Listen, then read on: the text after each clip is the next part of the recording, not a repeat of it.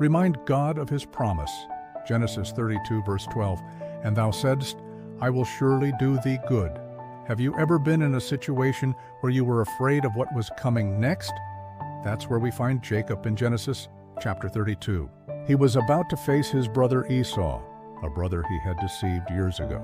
He didn't know if Esau would forgive him or attack him. So Jacob did what we must also learn to do. He prayed, but notice what he said in his prayer. He didn't just ask for help, he reminded God of his own words, "And thou saidst, I will surely do thee good." Remember, God's promise is our foundation.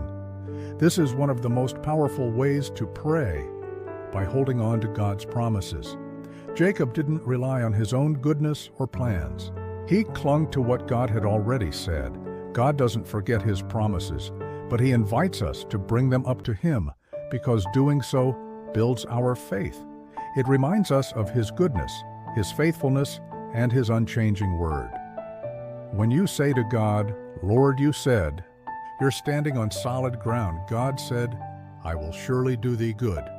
That's not just a possibility, and it's a guarantee. The word surely means without a doubt. God is not uncertain. He's not unsure. He will do good to his people. Let me give you a simple picture. A little girl once asked her father, "Papa, are we still going to the park later?" And the father said, "Of course, I promised, remember?" The girl smiled and said, "Okay, I'll go get ready." She didn't argue. She didn't worry. She didn't ask again. Why? Because she believed in her father's word.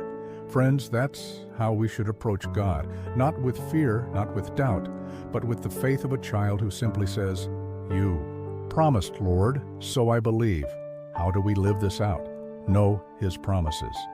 You can't remind God of something you don't know. Read his word daily. Memorize his promises. Let them live in your heart. Pray with confidence. When life feels uncertain, pray like Jacob. "Lord, you said you would provide. You said you would never leave me. You said you have plans to prosper me." 3. Trust God's timing and plan. God's good is not always what we expect, but it's always what's best. His good may include challenges, but it always leads to growth, peace, and eternal reward. Live without fear. Jacob feared Esau, but he found peace in God's promise. If God is for us, who can be against us? Romans 8:31. Beloved, God has made you a promise, and he never breaks his word. He said, "I will surely do thee good." That means real good, lasting good, eternal good. It means he will be with you, fight for you, forgive you, change you, and bring you home to glory.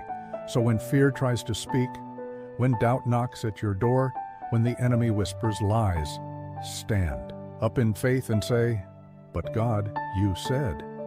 Because when you remind God of his promise, you're not changing his mind. You're realigning your heart with his truth. If you have prayers, please comment down below. We will gladly include you in our prayer time. Thank you for watching. See you in our next devotion.